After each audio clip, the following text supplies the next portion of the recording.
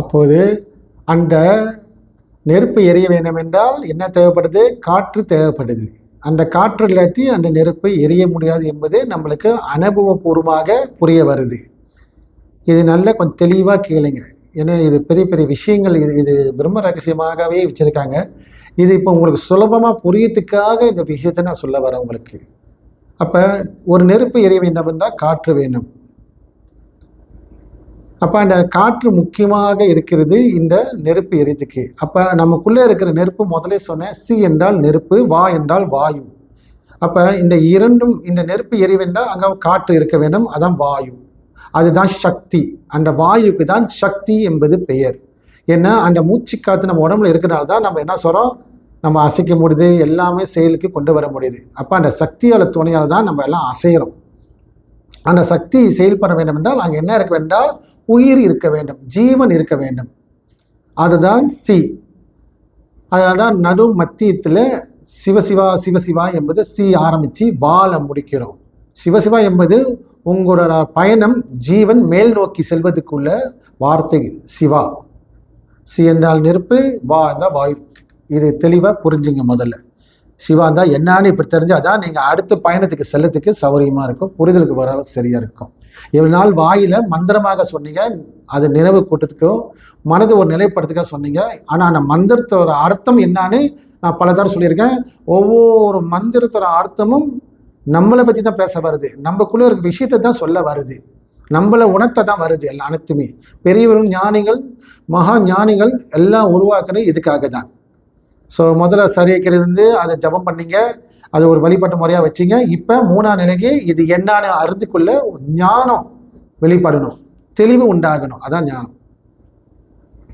அப்போ இந்த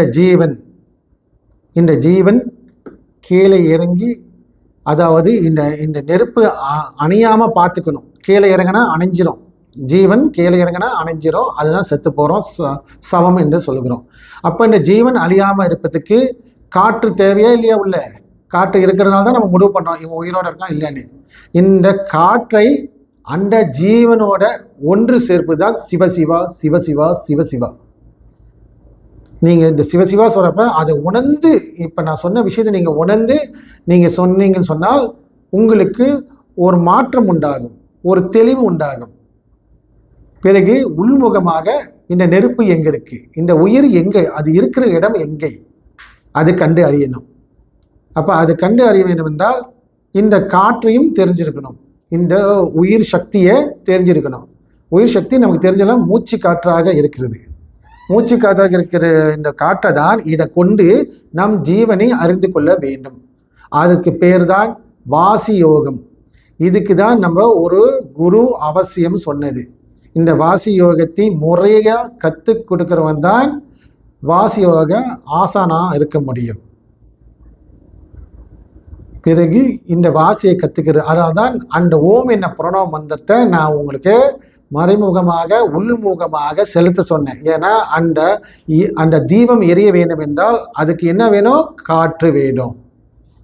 போதுமான ஆக்சிஜன் இருந்தால் மட்டும்தான் அந்த தீபம் எரிஞ்சுக்கிட்டு இருக்கோம். ஆக்சிஜன் குறைய குறைய என்னவோ ஒரு மனிதன் படுக்கைக்கு போயிடுவான், நோயாளியாக மாறிடுவான், பிறகு சவமாயிடுவான். அப்போ அதுக்கு ஆக்சிஜன் தேவை, அதுதான் காற்றுன்னு சொல்கிறோம், சக்தின்னு சொல்கிறோம், வாயு சக்தின்னு. இதுக்கு தான் இந்த ஓமை விடாமுயற்சியாக உங்களை பயிற்சி பண்ண சொன்னது.